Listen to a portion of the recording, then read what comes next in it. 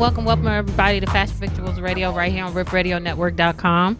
Happy Hump Wednesday, everybody. Hopefully your Wednesday has been better than mine. Testing, 1, 2. Okay, just cool. Oh my God. This week has been a pain in my ass. It just started. No, it's Wednesday. It didn't just start. I woke up this morning thinking today was Thursday. That's how bad it's been. I was waiting for the week to be over. Waiting. It has been quite the experience this week, I'm just saying. But I'm alive. I'm still surviving. And Thursday's tomorrow, not today. It's tomorrow, not today. But how was your week, Brian? Fine, after, recovering from the Rippy Awards and other things that trust me, I had my own March Madness this past week because I work, college basketball games, and it was like almost a game every day.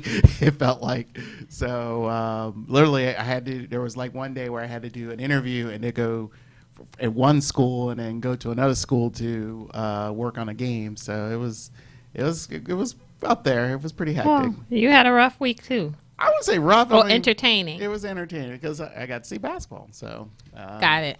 So, but these last couple of days has been nice and relaxing a bit. So must be nice. So it's traffic.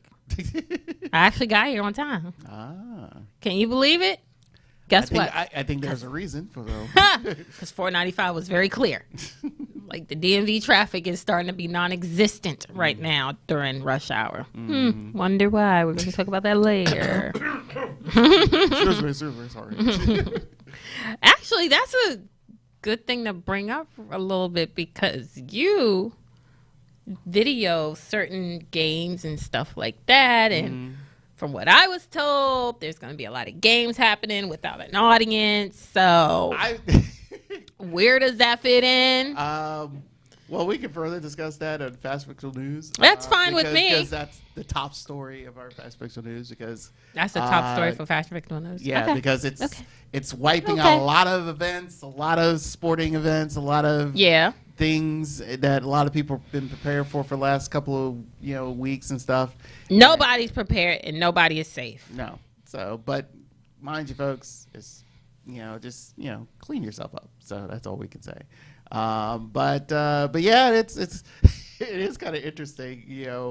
I went to a friend's house this last week, and we were talking about her daughter came home, and her daughter told her because they had spring break, but her daughter said to her is like, well, there's a possibility it would be another week. Because I heard about that. She said is like if it gets into our area, then we can they're closing the schools. Yeah. So it's kind of like wow, okay. So they are not taking this very lightly at all, and schools, from my understanding, some schools have already been shut down. But we'll talk about it. We'll talk about it. Yeah.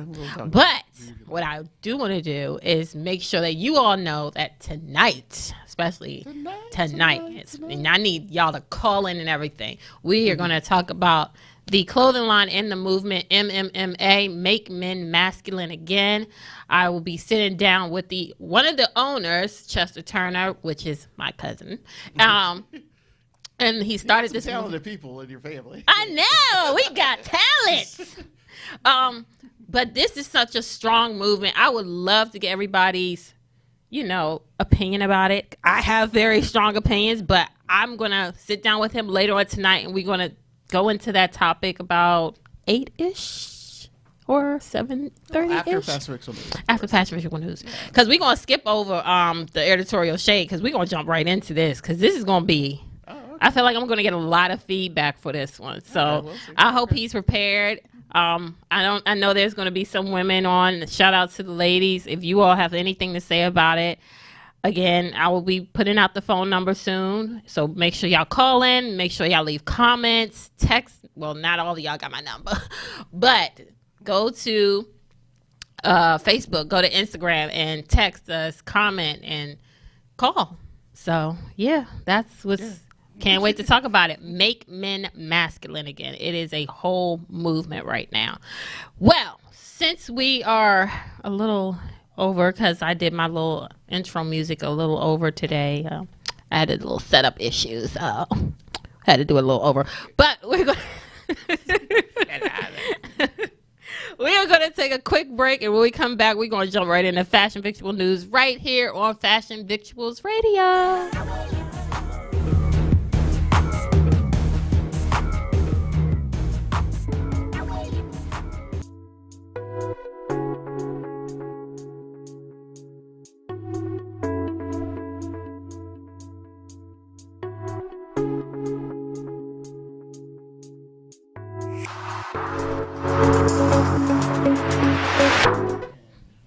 Welcome, everybody, back to Fashion Victuals Radio right here on RipRadioNetwork.com. Let's jump right into Fashion Victual News. Brian, I know you forgot your paperwork, but you know what we're talking about anyway. So let's jump right into it anyway. It's like, teacher? I got my, all right, but anyway. Yes, as we mentioned earlier, we're going to fully focus. I'm not fully focused. It's the first part, the top story, as they always say, is a little bit about the coronavirus. As we pretty much know during the two. Like I'm not scared enough already. True. As we are kind of new about the two primary fashion weeks, Paris and Milan, they were duly affected by the coronavirus scare. As of pretty much right now, but as it carried over into all over the world, pretty much, a lot of things have been canceling out and probably rescheduling. Most notably, surprisingly enough, last week MGM decided to reschedule the release of the new James Bond movie that was supposed to come out in April, which I'm really pissed about because you ruined my birthday movie. They're going to push it to November 25th for the U.S. release. Usually the U.S. and the U.K. releases a week apart. So the U.K. will release around November 20th, and the American version, the American release will be on November 25th. Right. So that's movie-wise, again, due to the scare of this. Right.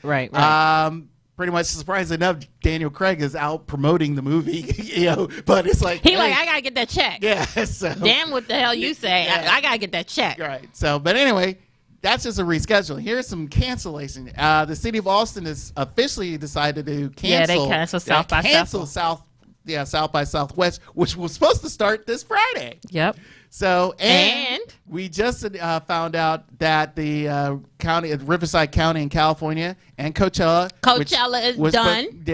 No, not done. It's moved. They decided to start. It was supposed to start next month, but they decided to move it to October. They will be announcing the dates for that at a later time. Right.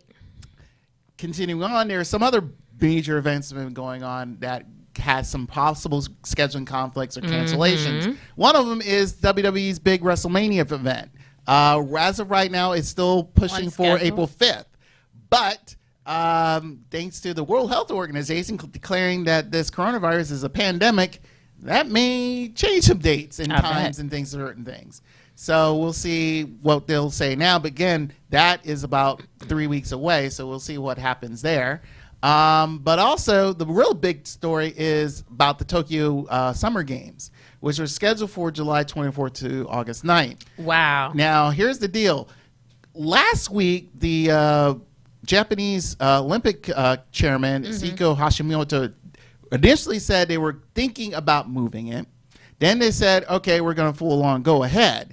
But now, after this announcement, now there's possibility of changing, even though the fact that they may move it down to October, which the last Tokyo Games back in 1964 was held, also in October. But that may have some problems because due to the fact that usually the basketball, a lot of their pro players are usually or college players will be in the mix during this time frame, either spring training or training camp and things like that. Right. So that may hinder their scheduling. Also, the fact that the IOC, one of its committee members, Dick Pond, made this statement, feels like, hey, we should just fully go ahead because he feels like stating this, you just don't postpone something on the size and the scales of the Olympics. There are so many moving parts, so many countries and different seasons. You can't just say, we'll do it in October. Well, guess what? True, but whoops, there, back to Coachella again. We miss you. But actually, I think there will be a problem because of the fact that What? I believe there will be a problem. There will be a problem to the fact that changing everything, yes, scheduling wise, the only thing that may be a problem will be basketball. Because again, about the price. Well, they already ain't gonna have an audience, and I think it's not that about the audience. Golden State put it out today that they won't have an audience. True. Okay. Now, if you're talking about lately other things that there's been March a lot of, Madness. Yeah, March Madness is in flex. Well, the Ivy League decided to not have a postseason tournament. I mean, which I felt why like, not? Well, again, who cares? Everyone feels like, why you have a postseason tournament after you have a regular season champions anyway? I don't understand. But anyway, because it's Ivy League. Yeah, well, they need money, of course. Yeah, pretty much. But facts. also, I just read about the state of Ohio is thinking of canceling because here's the funny thing: they have the first round of the NCAA tournament in Dayton, Ohio, and then they have the main tournament. Let's put it that way: the introductory tournament is in Dayton, Ohio, and the main tournament will be in Cleveland for the first two rounds. So they're kind of like, okay, what do we do here? So there's a lot of things are up in the air about certain things, and like you said, they may be just closing, having just a closed set, so to speak, like we saw with Armani and his fashion line, right? At Paris Fashion Week. So likelihood we may be seeing that. So, and mind you, hey, everyone's seen a wrestling match with nobody in it, so there's nothing different than this. So we'll see what happens with a lot of these events. And another recent cancellation, they canceled E3, which is a big gaming event for a lot of gamers. So we won't know when new games will be coming out, thanks to that. So things are shutting down over some fearness of this. So, any comments or concerns? Stay the hell home. Just stay home. Stay home. Stay home. Especially don't come to work because it's already gonna put people on edge. Especially if you got a little cough. Especially people with allergies. Oh, allergy season is approaching us. True. But here's the thing. Another popped up story was an airline, a plane pretty much had to come back because someone started coughing in the cabin. Yeah, I heard about that. And pretty much caused a fight. So the pilot said, "Oh, we're coming back around. We ain't dealing with this." Some people don't play. Yeah. It's not worth it. It's not worth it, especially on planes now. Come on, that's where it starts. People traveling back and forth. Yeah, everyone's freaking out. But anyway, well, speaking of traveling, this is something a lot of people should know about this. So anyway, this British citizen, Tina Sibley, she went to Thailand for a holiday. Right now, she does not have corona. So she doesn't have corona. So as she was trying to come home, so she had her ticket and everything. So she gets to the airline ticket, present her passport, and the passport to the airline was Qatar Airways, and they looked at her passport and felt like, we can't let you in. And she's like, why not? So it's like, well, this passport is invalid. It's like, what are you talking about? So the reason why it was invalid because she had, you ever heard those sort of souvenir stamps? Mm-hmm. Okay, well, she had a nice souvenir stamp of Machu Picchu in her passport. Okay. And Qatar Airways denied her because of that. Because she went to Machu Picchu. No, because of the fact that stamp is in her passport. Yeah. So she tried to contact the British Embassy, and the British Embassy pretty much told her, look, girl, we can't help you. So tried another airline. So it's like, okay, fine. So she went to an airlines. She went to Emirates. She got her ticket and everything else. When she presented her passport, same deal. What is up with why? Because this is where a lot of people need to know when if they're going to places to get these special souvenir stamps. There is a page, the 5th page on her U.S. passports. It's not in the British passports, which you probably didn't know. So in the U.S. passport on page 5, it reads, alteration or mutilation of passport is unauthorized and, quote, only authorized Officials of the United States or of foreign countries may place stamps or make notation or additions to this passport. So pretty much it means, yo, any of those, souvenir stamps, get yourself one of those souvenir passports and have them stamp it in there. Not your actual official U.S. passport. Because your government official passport. Right. So, that way you won't get into trouble. So yeah. So, good to know. Good to know. Now, I told you during the break that we were talking about the restaurant that you saw on Netflix. In Malta. In Malta. It was in Malta. All right. If you all don't know what Malta is, go check it out. It's a beautiful, beautiful island. Well, I have some interesting news. Well, you're familiar with, do you have heard of Nurset Gökçe? No. Okay, well, he's better known as Salt Bae.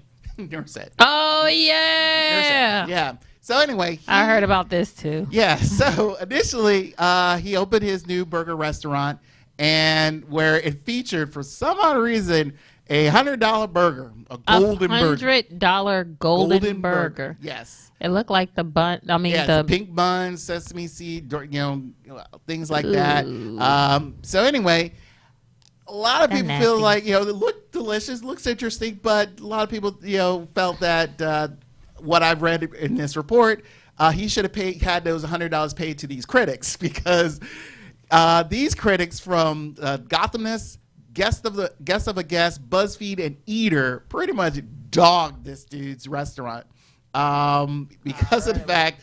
Here's one quote. One quote was says, "Salt Bae Burger is the worst restaurant in New York City right now." Well, I've heard. Yes, and in addition to his food was compared to hospital food. And so that's how currently bad this is right now. Then another critic stated about one of its nice little, pretty much easy to make dishes, truffle fries. And the critic says, "How can you ruin truffle fries?" She says, she pretty much went, "The truffle fries are aggressively fragrant but taste like blanched potatoes." She continues, "Each table comes with a large metal box filled with flaky salt and a wooden spoon, a blessing since you'll need to cover all your food in it." The critic also continues, the garlic mayo, talks about the garlic mayo, which costs an extra $1.50 and actually tastes like garlic. I was so overwhelmed, I almost whelped. Hark, a flavor. This is not the first time that Salt Bae's restaurant had gotten a bad review, because he's gotten bad reviews at his steakhouse in Miami as well, and New York. So right now, it's like, dude, he's pretty much, one of the critics also stated the fact that he's just, all he is like a magician. He's just flash and pizzazz and all that stuff, and he's more into the Instagram stuff and, say, hey, look at me, look at all that stuff. So really, as a chef, no. So everybody seems to be impressed by his food, but he doesn't cook anything that's out of the ordinary for me. And then also, I think it's all this stuff and the flick of the wrist. Yeah, flick of the wrist. So flick of the wrist. It's not that really entertaining to me. Boo. So anyway, lastly, as you were coming up to 495, you probably and if anyone lives in the Montgomery County, Maryland area, you've probably seen these nice little church style, whatever you want to call it. It looks like pretty much Disneyland. The Magic Kingdom. You know what? When I was little, and we used to go down 495, I used to think that was Disneyland. Yes, that's Maryland's Disneyland. I was little. So. Yes, but actually, to be honest with you, just like your parents and all that stuff, you probably told your parents, "Hey, can we go there? It's Disneyland. I always wanted to go to Disneyland." And your parents will automatically tell you, "No, it's not Disneyland. It is the Church of Latter-day Saints Mormon Temple in Kensington, Maryland." Right. So, surprisingly enough, this place has been built for almost 50 years. Yeah. And the public has never been in it. The public is not allowed to be in it unless you're part of the Mormon Church. Oh, okay. Well, that makes sense. But now officials of the Church of Latter-day Saints, they have decided to now have an open house. Beginning in September, they are officially opening it to the public to come in and visit. Mm-hmm. So the official dates that they're going to open it will be from September 24th till October 31st. They will have a Media Day on September 5th, so the media will come in and see their church. And also, there will be some private tours for a week, beginning from September 16th to the 23rd. And if anyone is in the Maryland area, is interested popping in and see what the Maryland's Disneyland looks like, they can go to lds.org to learn information on dates and times coming in September. So I'll save myself the trip. Actually, I mean, honestly, if you're just kind of curious of what it looks like, we've seen the outside, we've seen the top of the trees and how it peaks over 495 and stuff like that. So it'll be kind of interesting to see what it looks like in the inside. As you have your face on there. Well, you're not that curious about Maryland's Disneyland? This is our Disneyland. This ain't our Disneyland. What, you would rather pay like $1,200 to get into the real one? Yes, absolutely. I'll be more entertained. Ah, jeez. And I could have booze. It's the truth. Ah, that's true. But anyway, that is Fast and Victual News for now. Thank you, Brian. We're going to take a break, and when we come back, we're going to get in our interview for the night with Mr. Chester Turner, and we're going to talk about MMMA, Make Men Masculine Again. I'm all for this movement, trying to tell you. We'll be right back.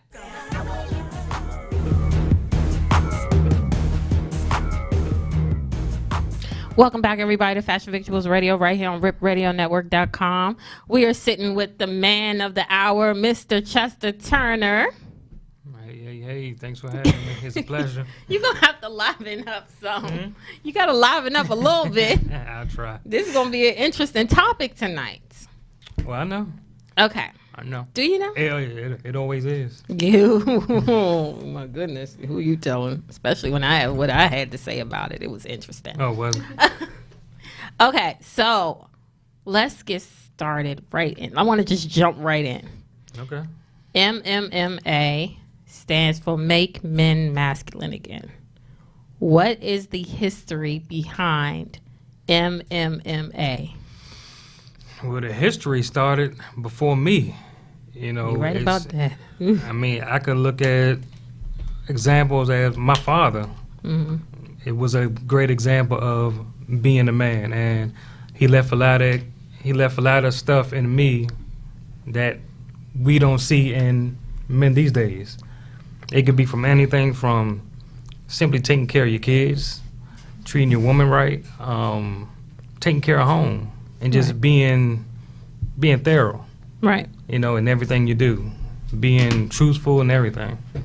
So I of course, you've heard my take on it from a woman's perspective, and my take on it would be making men be men again, as far as caregivers, providers, courting, like dating for real instead of like hopping, if you know what I mean. And I think that should be something that is instilled in men who provide at home too. And I just want to know, like, what would be your overall take on a woman's perspective? I know you're not a woman, but you know how it is out here for us when we dating and we single and then we get ghosted and all this other stuff. So what would be your take on that part of it?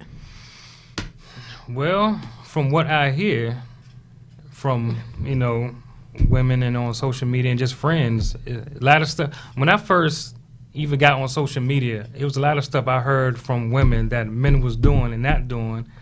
Who are you telling? And the stuff I heard, I'm like, this can't be real. Men don't really do this. It's like, no, seriously. It's like I just had a conversation the other day about one of my friends, and she was dealing with somebody for a long time, and they tried to get back together, and he ghosted her. Just disappeared. I'm like, people really, like, even all those years y'all dealt with each other, like, he did that? Yes. Been there, done that. Just saying. And relationship-wise, I mean, I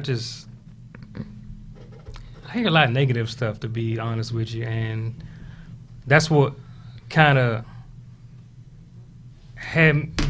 gave me the idea of just trying to make the whole make men masculine thing is it has a lot of things to do with it, but that's one of the things that you just don't see no more as a real relationships with men and women. And I can't say who fault it is in each relationship, but from what I hear, it's mostly the men. You're right. I mean, it is what it is. You're right. You know? So I'm single. I'm single. I don't have any kids. Never been married. I ain't never been proposed to. But what I noticed that out here, as far as the way men move, is totally different from like how my father used to move or my grandfather used to move back in the day. And with this movement, I think it's so refreshing because it's like, yo, we can be in this generation and still, you know, date like we supposed to. Like, I'm kind of old school when it comes to that. So, like, I'm like, you know, I prefer a man to court. Right. I prefer him to know what chivalry is, you know. And I don't have to tell him, like, I want my car door opened or I want you to open a front door for me if I'm going in or out of a door. You know what I'm saying? And I think that's what's missing now, especially with the way that society has saturated in social media and changing the game. And it's a lot of disappointment and to I that. Think, unfortunately, social media has a lot to do with it. Absolutely. It's like, it's hard to even explain. I know. Really. Like,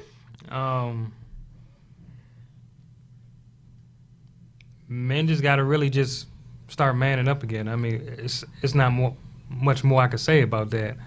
So when it comes to it's not being up, a man you're wearing a dress in a relationship pretty much. You're not wearing the pants.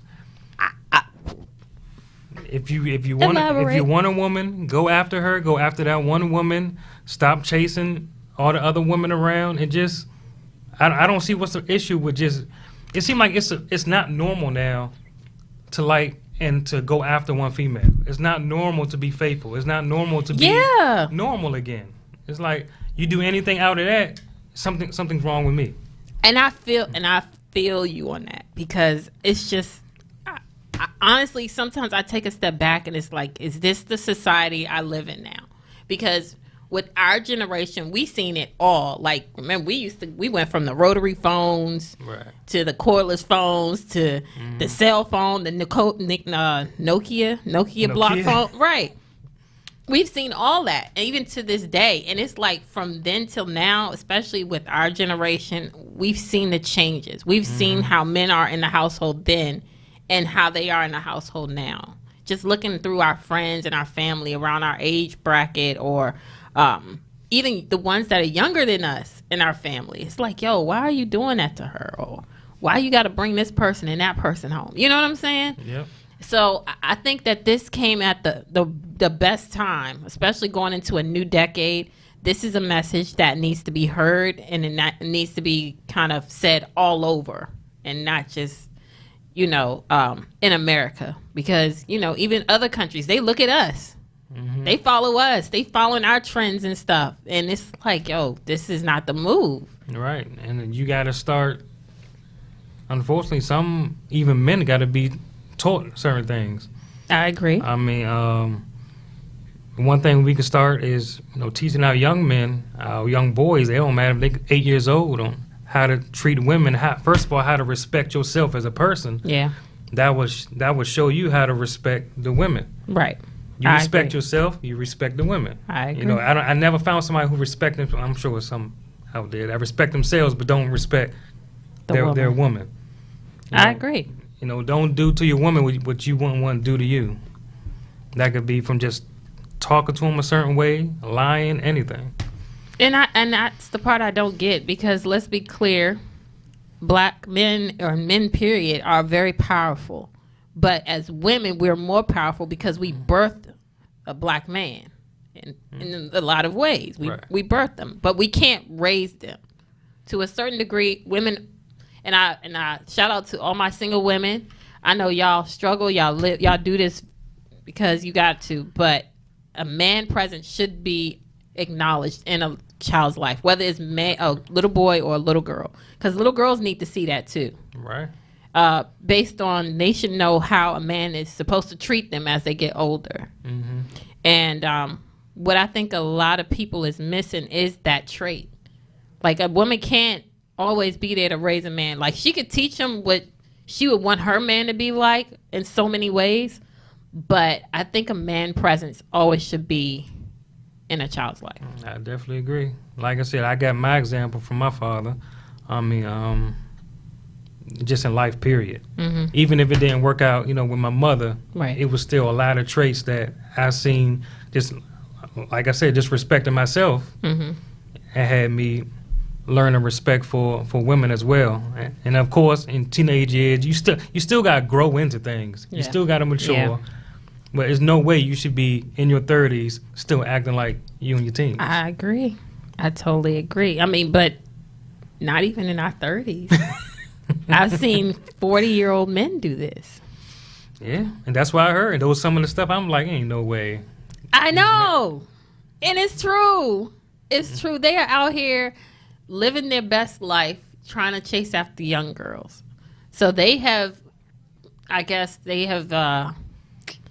put themselves in certain places in society to make them look cooler, I guess, or fit in a way, and then chasing after younger girls. I guess they feel like this is what women want. Again, I can't even comprehend that. Why would you think a woman want that? I know.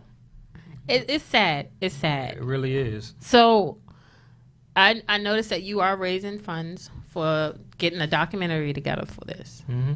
What would be part of the documentary? Well, the first one, we want to do it in series. The first one, it's pretty much like just keeping updates on everything. I want everybody to follow from when it started to where it ever ends to how we got there, and see how your what you contributed, what everybody contributed, even if it was just help spreading the word, what we all did. Because I always think of it as us, us as a people, Right. people that agree with everything, that's on the same terms as us, same mindset, that we did this. Right. It's not just Chester. It's like we did this. Right. Yeah, it was my idea and I came up with it, but it wasn't just my idea. Some people gave me the idea, was throwing it around, and what made it to what it is now. Mm-hmm. So we wanted to start off where one thing I learned about getting people's attentions and getting them interested is, what works for me is if I knew more about you as a person. Like Okay. like an artist, like a music artist, you wouldn't really care about his music, but when you hear an interview, you'd be like, oh man, he's been through the same stuff I went through. Right. Like now I'm interested to hear what he's talking about now Right. in his music. So I pretty much started off on this one as pretty much where I grew up. Give a background story on me so you could get a connection with me. Then we went into how it started from the very first shirt sold to the very first idea to where it's about to go. Yeah. I mean, this is going to go really far. Hopefully you'll do a road show and everything with it, because I think that if you touch city to city, you would get all these different personalities Right. and all these different characters that can kind of tell a story through this whole process. Hopefully you can show some of these young men how it's really supposed to be done to be a man. Yeah, that's the plan. Not to say that they're not. Right. Some young men out here act more older than others as far as mindset, but then it's a lot more of them who just haven't grown up yet, and they're in their 30s or Right. in their 40s, I mean, It's a lot that we can learn from each other. Like, of course, I don't know everything. I still got learning to do, Right. mentally and everything. And I just thought it was a good thing, like we working on now, just to try to get a group of men just to come and hang out. Let's go bowling or something. And Right. around mature folks. And I learn off you, you learn off me. You could say something, do something that had me like, I never thought about that. I agree. Let me sit back and reevaluate myself. So with that being said, do you plan on like doing little support groups or doing teachings or mentoring through this process? Yeah, I'm linked up with I got a couple friends in different areas. I got one guy, my friend Michael Lyles. He's my food guru. on eating correctly. Okay. So I always think that's important too for a man to learn how to eat correctly and cook. Yeah, right, and cook. So we're working on. He's trying to get some speaking engagements when we both could speak. Right. You know, I speak on the Make Me Masculine. He speak on eating right, and we come together and try to make it a big old meeting. Now, with men's health, because this plays a part too, a lot of men hate to go to the doctor or hate to be, at least find out what's going on, and they don't eat as healthy as they used to. Now, I have seen some men more in the gym lately and stuff like that, but what is your take on the growth of a man when it comes to spiritually, mentally, physically, and emotionally? I think spiritually is the most important thing. Absolutely. Spiritually and mentally. It's like nothing else could come after that if you don't have those spiritually and mentally, elevated. I know one thing for me is within the past 2 years, I could say I learned more about myself than all 36 years I've been living. Wow. Just from waking up and just reevaluating my life, and I've been doing more reading and stuff like that makes me really think, and you begin to look at life a totally different way. So do you think that even though in 30s and 40s, as far as men, there's still room to grow, there's still room to change? Absolutely. That's the main thing, is change. So with that being said, a lot of men don't take it as seriously, especially when you said you read. I think that reading is fundamental, let's be clear. I think that men can learn a lot from reading. But are there any particular books that are out there that you think that men can actually learn from and change from? Or they could be changing their lives altogether? One book I'm reading now is The Way of the Superior Man. Okay. And that book right there is, man, I can't even, it'd be good for you to read too. Okay. And if anybody out there that has, a significant other, give it to him, let him read it. But that book right there really breaks down, and it's kind of dangerous because it breaks down a man's power. And I can see where some men can try to abuse that and use it for their advantage. But a man has to be secure in himself to even read that book. Wow. Yeah. It's that powerful. And I heard that book from, I was watching an interview with Nipsey Hussle, and he talked about, he read it. Okay. So I wanted to check it out as well. And it was, I ain't finished it yet, and it talks about, it even got some subjects that tells you that the woman is not a liar. Just at that time, I speak from what you're feeling at the time. Correct. So you could say, well, you said this. No, you need to understand that's what she was feeling at the time. Right. She might say, she might feel good in a relationship. Let's move to Chicago next week. Then when you sell your house, she'd be like, I don't want to move to Chicago. Why? Because she's not there mentally in your relationship anymore. But you could say, but you said this. That doesn't work. So it teaches you how to read your woman, and you learn how to read yourself at the same time. I was going to ask you, because what benefit I can get out of this book? Yeah,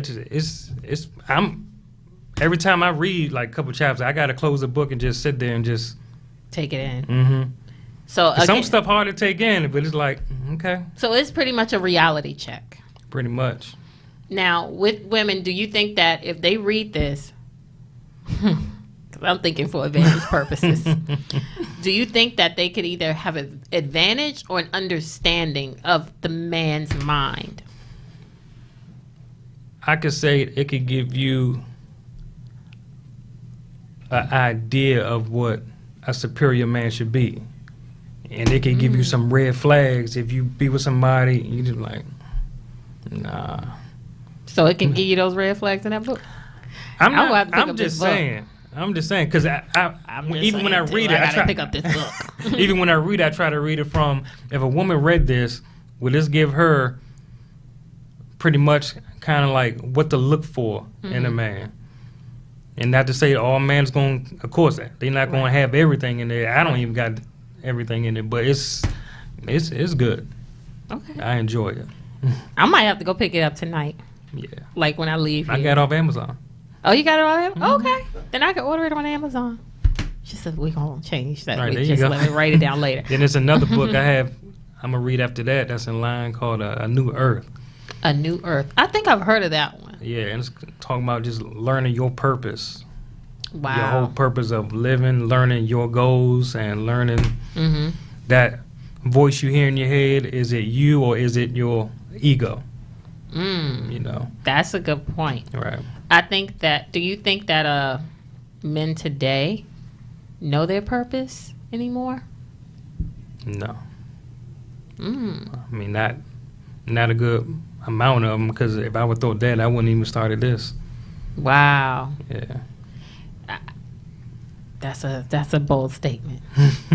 And I agree with it, because I think that society, again, has saturated the game so much that people don't know who they are anymore. Right. They're adapted to what the world is turning to. Right. And it's going to get worse, and people just going to keep adapting to it.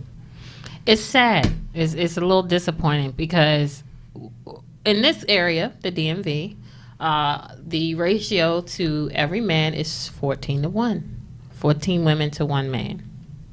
And I think that the dating game in this area has taken advantage of that.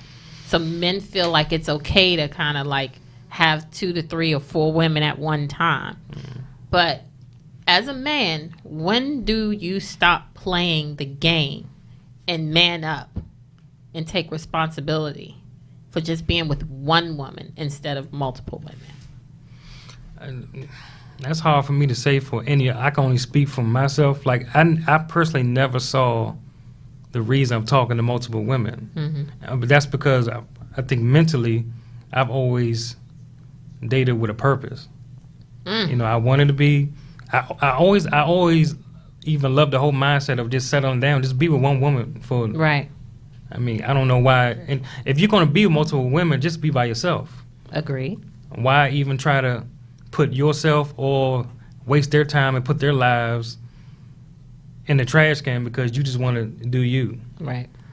Now, some women, they want to be the same way. They just want to be single, do their thing. If y'all on the same page, do y'all thing, you know. But there's no point of, to me, being with somebody and having a side woman and having multiple ones. It's like, what's the whole point? Just be single. Right. Then you won't have to worry about. Right. I think it's expensive. I don't understand. Like, why would you have so many women and you gotta keep up with all of them? You gotta all treat them either the same, or it's always gonna be one main chick, one side chick. But that side chick gonna want the main chick benefits. You know what I'm saying? I just think it's expensive. Yeah. But I think the time for them to man up is when you start just learning respect for yourself and people. Then you start to think different. Like, why would I do that to somebody else? Yeah. Why would I treat somebody like that? Do you think there's a certain age gap that a man should know these things? Certain age gap? Personally, I think it should be taught from the little young boys. You know. Now they some of them are more handfuls than others. Well, I believe it. Because I don't believe I don't think it should ever be room for error in that area. Right. But everybody is not where they are at the same time. Right. I got married at a young age, and like I said, I was always ready to settle down anyway. And it's like the older I got, the more I didn't want nothing else. Gotcha. You know, I wanted family and settle down. Right. And being that you got married at a young age, you have beautiful kids out of it. Thank you. Do you feel like time changed with you all through the marriage? Like, either you grew up or you grew old of it? Well, from a man's perspective, of course. Because I know women, we change our minds like we change our drawers every day. So that's true.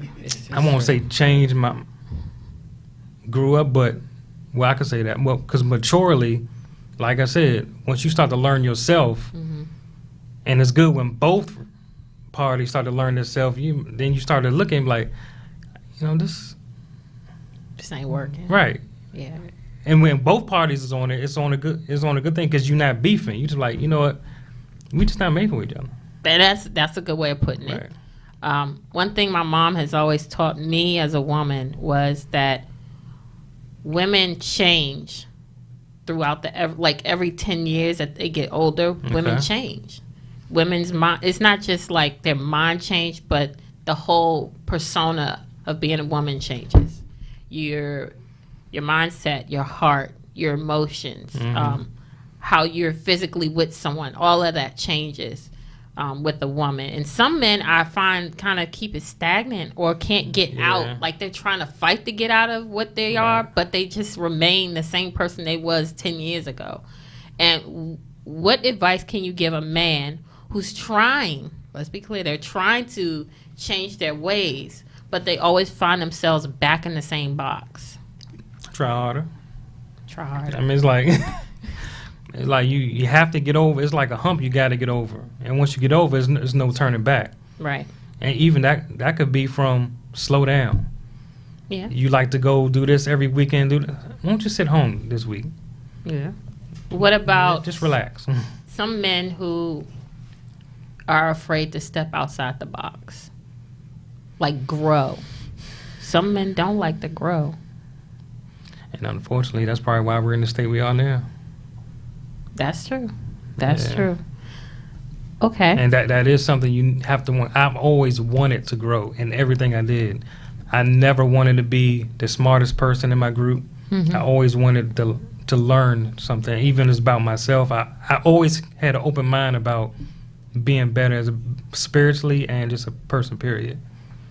And with the spiritual piece of it, and I mean, women always talk about, I'm going to church, girl. It's Sunday, I'm going to church. But it may not always be a church thing. Right. I think that some men, and this is just from my eyes, it's hard to find a man that's very spiritual, or it's hard to share that piece of a man on that level. I feel like some men kind of hide that part of them. Is it for vulnerability reasons? Like they feel too vulnerable if they hide their spirituality or something? I think, well, see, I have a lot of spiritual friends, but I could speak on some that I've known in the past, like, because they think it's weak. They think it makes them look weak. Okay. They don't want to get up in the morning and pray, pray for the family, pray for the household. They don't want to just take some time off from whatever they're doing and just sit there in peace. I mean, because all that's spiritual. It's like taking it all in. And I think it makes them look weak if they even talk about it. That's so sad. Yeah, it is. I think that spirituality is But they don't realize, from what I've seen, women love that type of stuff. They do. To me, that shows strength. Right. Not weakness. It shows strength in a man that he can actually get down on his knees and pray to God or Allah or whoever he feels his higher being is. It shows strength to me because that means that man actually has something to believe in. Right. And it's like stand for something but fall for anything. What is the saying? I forgot what the saying was. But that's how I feel. But it makes a valid point that it is a lot of men who are showing that it's a vulnerability for them, and it really isn't. I think that a part of that has to do with emotional aspect too, on the man. They hate showing emotion. Why is that? Hate showing emotion. And mind you, your shirt says make men masculine again. So how do you show emotion and be masculine at the same time? Well, to me, it's like showing emotion don't make you no more or less masculine than any other man. But I noticed that a lot of men. Some men got, like, for me, I've been told that I don't show emotion, and it's just my personality. Okay. Like I could be real happy. I'm gonna be looking just like this. But I can think be real that's sad. Okay. And it's not like I'm trying to. It's like I don't even realize it. Okay. Like people always think I'm not interested in what they're talking about, Yeah, but it's not that. I'm just chilling. But honestly, I think that, and this is from looking on Instagram and Facebook, I think that you show it in different ways, especially with your woman. Instead of like mentally showing it, you physically show it. You show your careness. You show your attentiveness to her. You show that she is a priority. Instead of like saying it, you kind of show it. Yeah, and that's something I've always done, even out of like I look, what's it called, love language. I took the little test, and mine is serving.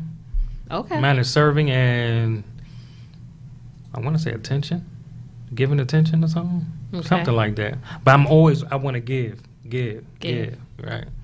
Okay. So I could show you more than I could tell you. Right. There you go. Even when I'm angry, you're gonna see it more than I. So what you saying love languages? A lot of men probably don't believe in that. Probably a lot of women don't either. Yeah, you're right about that. True. I think it is important that men and women know their love languages because it shows their compatibility level a little bit. Definitely agree. But I also think it's kind of leaving them in a vulnerable state in a way too, because it shows that that's their emotional piece to them, knowing that love language. You think the men feel vulnerable? Men and women. Like I'm not gonna lie. I'm one of those people. My mom raised us tough, tough, and I can't stand when she says this word. I love you, Mom. But she always said that you never want to be with a weak man, or I don't like a weak man. And honestly, from me being young to now, that's always been a trigger point for me when it comes to men. And because I didn't like the word and how she used it. And I guess she means as far as like the strength of a man. Men who have to rely on others to live. So what do you feel about a man who uses other people for support purposes, whether it's financially or stability? I mean, you using them. I mean, it's not right. If that's especially if that's your main goal. Right. 'Cause like I said, being raised from my father, I'm at the point now. I look at other men, I'm like, what you mean you can't fix something? What's wrong with you? You can't cook. What you mean you can't cook? Why your wife always cooking? Why can't you get in there and cook? Why is she cleaning up? You don't know how to fold laundry? Why are you in the house? Why are you sitting down? Yeah. Why is 7 o'clock a.m. you still in the bed? Because the wife then took care of everything. And that's why I thank God I had a real man in my life to raise me. And now, like, I can't even stand sitting in the house. I was hurt 2 weeks ago, messed up my back. I was miserable. Wow. Because it felt like I couldn't do nothing. I've just got an attitude. You know what? F this, I'm going back to work. I don't care if I mess my back up more. I can't do this. So, okay. With that being said, and you said that, why aren't you, like, fixing things? Now, I, again, am an independent woman. So, little things that I have to do, and not to say that I have to, because I got brothers, I got I got dads. I got my stepdad, my biological father. Anybody in my family can fix it. Right. But I've just been taught, first of all, I don't like waiting on nobody when I want something done. So I'm always like fixing little things for myself, like putting together stuff for myself. Like I go to IKEA, buy a whole entire entertainment center or a bookshelf, and they got like 5 bookshelves all over and whatnot, and I'll sit there and do it by myself because sometimes I feel like I don't have that man to like step in and do it for me. Like, granted, I got my dad, I got my brothers, and I love them dearly, and they'll step in anytime. But it's like some men out here just be like, "Why you can't do it?" or "It's not that hard." You know what I'm saying? And it's like, wow, really? And when I say fix stuff, that don't mean like that's just my mental, because I fix stuff. My mentality is Right. like, you can't, a man should be able to fix everything, but that's not for everybody. Man, he might can't change spark plugs, but he can run a business. You know, you got to do something. Agreed. I totally agree. So Case in point, I was taking my trash out one evening in my apartment complex, and there was a young guy there, and he said, do you need any help? So he took my trash from me and put it in a dumpster. But it was a ways for him to try to ask me for my number. I'm like, really? That's what we doing? And I noticed that. Like, even one time, I think I had like a flat tire. And I'm sitting there and I'm like hazard lights on, trying to roll in the gas station, put some air in my tire. And then there was like several men who saw me doing this and didn't even offer to help. I feel like that's part of chivalry, at least as a man, regardless if I am a stranger. But as a man, seeing a woman in distress and trying to figure things out, do you think that that's like long gone, out the window, like by chivalry? You done for this new decade? I can't really speak on that because I never been in a situation, you know, when men had to help me with something like that, right? As a woman. But from what I hear, yes. I mean, I pulled up the gas stations when it was 30 below zero, and the man's in the driver's side while his ain't no his way in four hells. Ain't no way in four hells. My brothers, and I will say this, as much as they drive me crazy, I will say that if they're in a car with me at any point, they would get out the car and pump my gas. They not even a man or nothing of mine, you know, but that's my brothers. That's how I know that they were raised with respect and dignity and chivalry in their lives, because they actually did that for me, their sister. And like you said, you seen a man on the passenger side sitting there probably going through his phone, social media, and she out there pumping her gas. And it was cold that day. And that's crazy. But it's like, as women now, because let me put this out there. As women, we don't hold men accountable for the things that they're supposed to do. Because my thing is, you got something to say? No, continue your thought. What you got to say, Ron? Oh, continue your thought. Okay. Be respectful. Continue. Okay. I'm just saying. Okay. But the first thing I do is y'all pull in the gas station, he's sitting there, I'll be like, bruh, you not going to pump my gas? And right then and there, it'll be a done deal for me. Like, why the hell didn't you get out and pump my gas? Your ass would be outside at the gas station, and I'll be gone. Right. You know, but I mean, I'm blessed to know that the men that are in my life, whether they're friends, whether they're family, have at least that much chivalry left in them. And that's where the generations start. I mean, they're dying off. They're not teaching all that no more. Yeah, I and totally unfortunately, agree. Some men are not taught that. Then it just, next thing you know, it's passed on to their sons. Right. By the third generation. Yeah. I don't know what to do. Okay. I agree. Now I'm going to play devil's advocate. Oh, Brian. I mean, you know I like playing the devil's advocate. So, mind you, how do you deal with a person? How can a man deal with a woman who's pretty much that full on independent? Because as much as You talking about me? No, I'm not you in particular. Pretty much. But there are women that are so independent, so strong.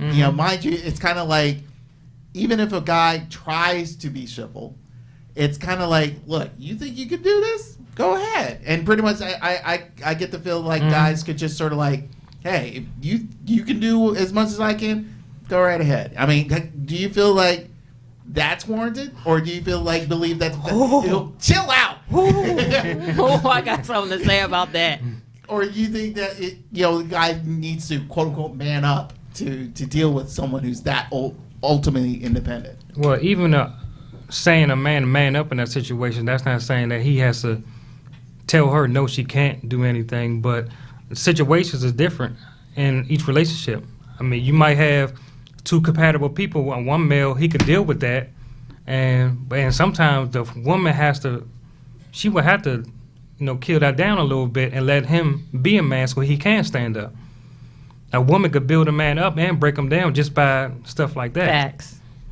But you got to be a strong man to kind of set her in her place. Not like this, like, in a really abrupt way or a mean way, but like say, yo, I got this. Let me do me. Let me be the man in your life that you're supposed to be, that I'm supposed to be. Sometimes women will back off, like, hey, and you got it, boo. And they could back off if you give her a reason to trust you with that. I agree. If she could trust you with, I got this. Don't worry about it. That's where I think maybe the problem is. Okay. It's just like he's trying to do it, but she has to trust you to do it. Yeah, I mean, initially, to a degree, yes. I mean, then it's kind of like, okay, if you don't trust me to do one, you just do it yourself. Okay, so here's a prime example. Like, let's say you're sitting on the couch, you're watching a game, and she's like, babe, can you take the trash out? Because I'm cleaning the kitchen. It's starting to smell. I need you to get the trash out of here. Oh, I got it. And she's asked you several times to do this, but you failed to move. That's not trusting me to get the job. That's not trusting you to get the job done. It's like, well, damn, I might as well do this shit myself. I asked you several times to do it, and you haven't moved yet. Stuff like that, to me, irritates my soul. That's okay. You, and like you said, it depends and like Chester said, it depends on the relationship. But in general, it's kind of like, okay, the guy is just like, hey, I'm doing one thing. Mind you, yeah, you claim I'm not doing anything, but I'm invested in what I'm doing right now. And you're telling me you're pulling me out of something to make me do something that either A, you could have done yourself. Mm-hmm. So it's kind of like, okay, to me, it's like you want to go back to that old school way of like, it's like, I can't touch anything dirty. Can you do this for me? And it's like, wait a minute. If you're the strong black woman that you keep claiming to be, why don't you just take the darn thing out yourself? Because it's right up the street. Well, my personal opinion, a woman shouldn't be asking a man to take out the trash. It should be either already out or she should already trust him that it's going to be taken out while her ass in as many times. If he can't stop a couple minutes from watching the game, take the trash out, that's another problem. Facts. In my personal opinion. What you giving that face for? Because you said it.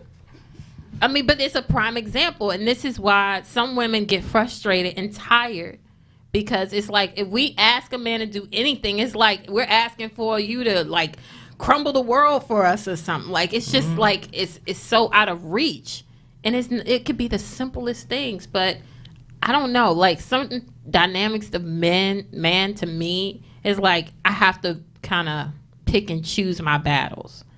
I feel like sometimes when I'm with someone that's overly sensitive, because I've been with some overly sensitive men. Like, apparently that's not making man masculine again. They just get overly sensitive about certain things that I say. Now, what'd you say? What'd you mean by overly sensitive? Give me an example of something you said to somebody and they got over sensitive. Like, I don't mind speaking my mouth. I don't mind speaking my mind. I don't mind saying what I feel. Everything comes out. Mm-hmm. So I may tell somebody, like,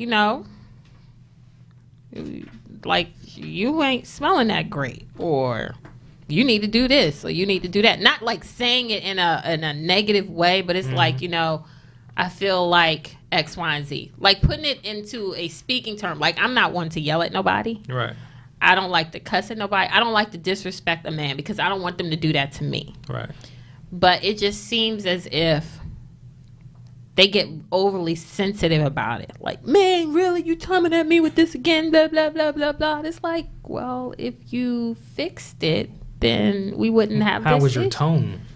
Like this. Like no. I don't go. That's one thing I don't do. I don't go from 0 to 100. Okay. I don't. Well, that's not you. No, that's not my demeanor. That's not you. But right. Again, other women will.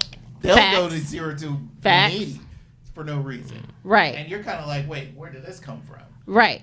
Because the way I see it is, I think it's something from the past that triggers something to the present. And it's always, and that to me, all it is it's, something this so small, and you making it like a big anthill that a guy can't understand what the hell's going on. And the one thing you keep saying is trust. My thing is it's about proper communication. It's just like, as much as you keep, well, perfect example of you telling me that I need to take out the trash on a consistent basis. Really, it's just like, well, if I keep sending out on a consistent basis, but you get upset over one day where I'm not listening to where you tell me to take out the trash. One day. Which I don't understand. Where other days I don't need you to tell me.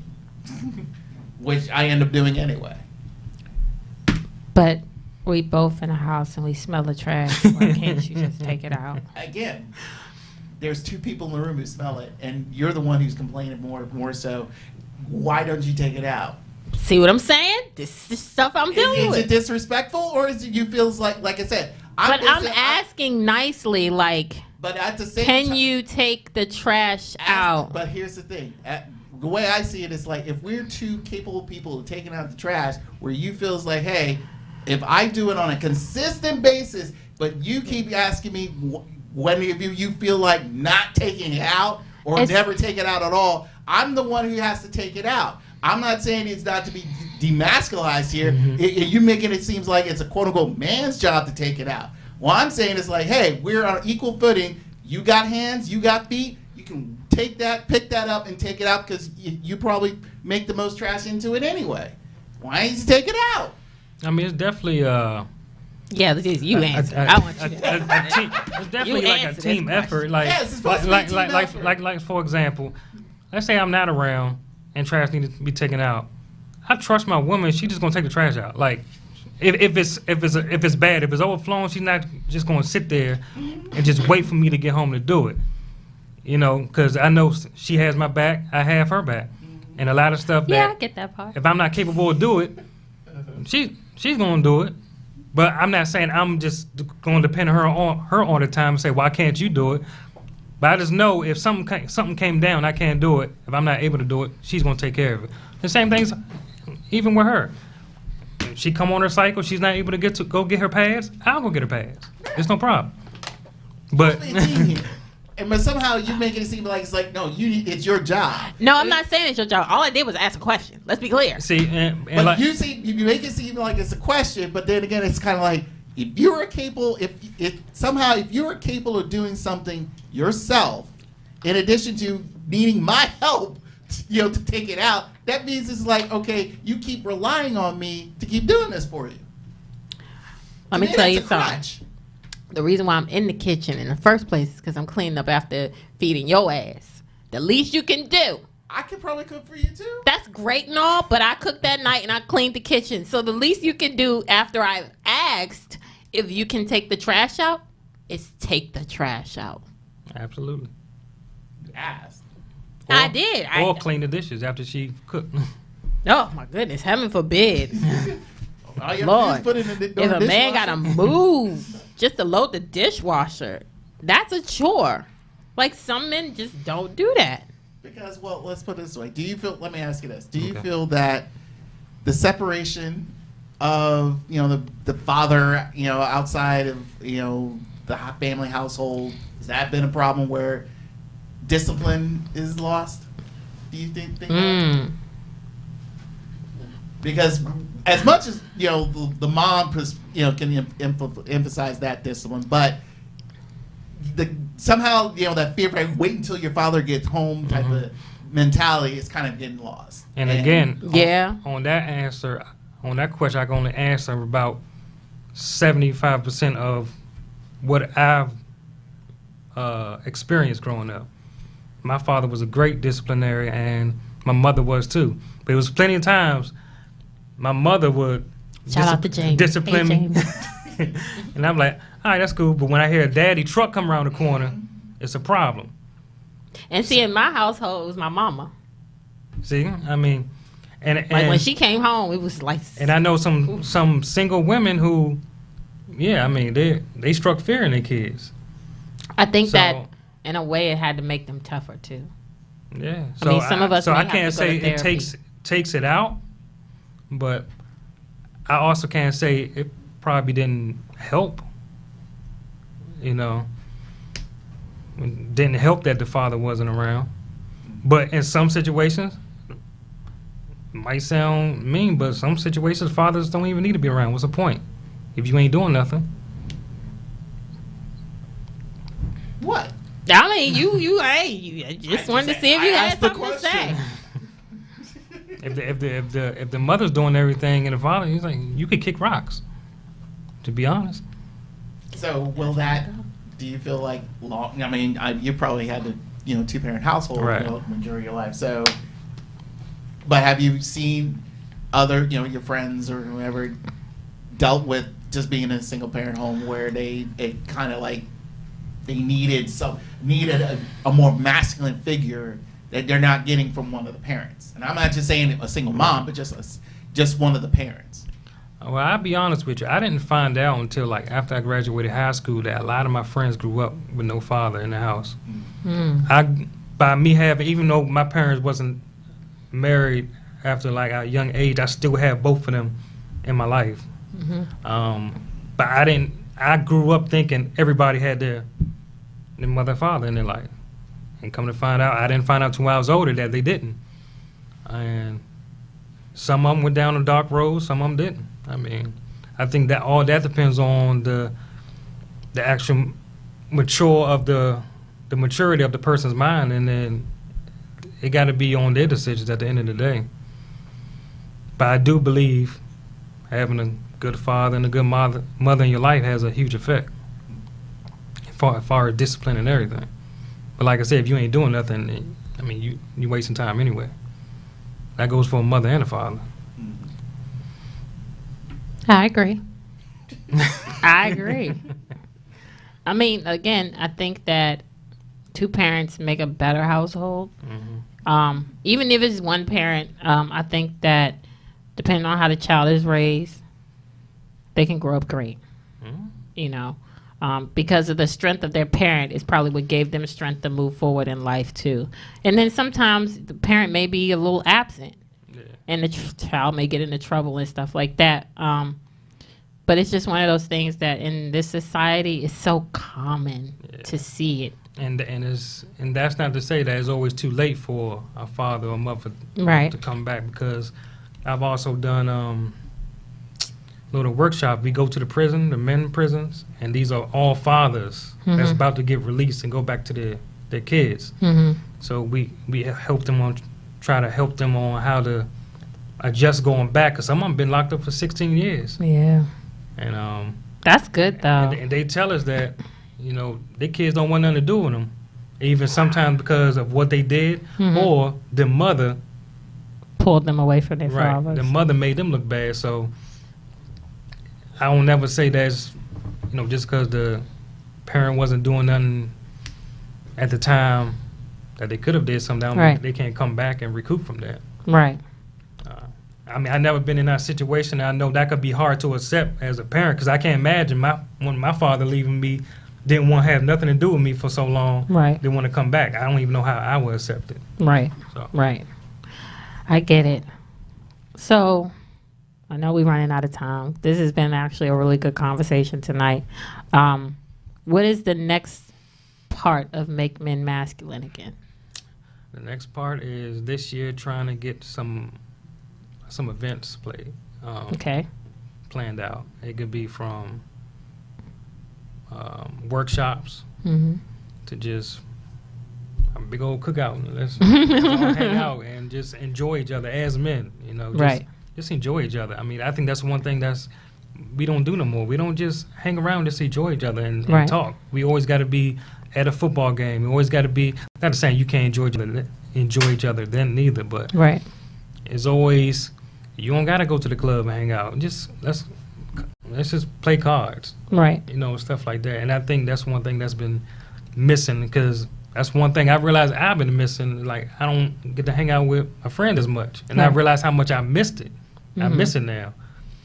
My best friend right here, I miss hanging out with him like every weekend like we did in high school. But of course, life don't allow that anymore, but time and everything. So when can we start seeing the first piece of the documentary? It should be out by the end of this month. Really? Right. Okay. Where can we catch it? It would be out on social media, YouTube. We're trying to put it on everything that we can. Okay. Yeah. I think that that's going to be a really good I think so too. inspiration. Some people are actually excited about it. I didn't think it was going to grab so much attention. I put the little trailer out in the neighborhood that people like. I saw that. I live in that neighborhood. Really? Right. Oh wow. I mean, I think it's something that is really going to become bigger than you may think it is, because this is something that's needed. This is something that people probably want at this point. You know what I'm saying? Yeah, that's what I've been told. I mean, people pull me up and like, let me know what you need. Yeah. I'm like, okay. They was like, yeah, because we need that. Absolutely. They said, you need something, I'm here. Right. And I think that men have maybe tried to do this, but not as on this aspect, but just try to preach or talk or mentor other men. Even if it's like, you know, friends in your circle and stuff, it's like, yo, man, for real. I think, like, you know, because your friends tell you their business to a degree. They do tell you what's going on, and you can kind of give your opinion. But I think that as men talking to other men, I think we need to be more realistic about it. Women we tell each other everything. Everything. We hold no cards. We tell each other everything. So I think that that's what's needed at this point. But Brian's giving me the finger right now. So tell everybody where they can find you, all your social media handles and all that good all stuff. My social media, Facebook and Instagram Facebook is Chester Turner, and Instagram is Chester A. Turner. And the other Instagram is Make Men Masculine again, the only MMMA. There you go. Yeah. Thank you for joining us today. Hopefully people have gotten a lot out of this conversation. If you missed the first part of it, go back and watch it on YouTube. It's really interesting. There's a lot to be said. And then check us out next Wednesday. Peace. Peace.